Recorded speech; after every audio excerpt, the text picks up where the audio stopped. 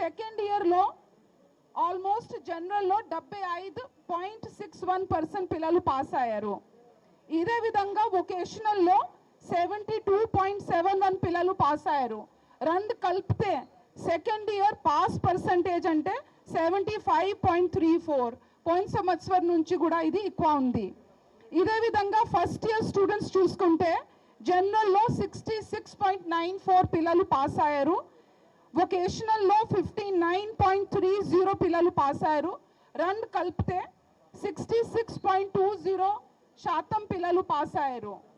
శుభవార్త అంటే ప్రతి గవర్నమెంట్ సంబంధించిన జూనియర్ కాలేజెస్లో పాస్ పర్సంటేజ్ మంచిగా ఉంటుంది.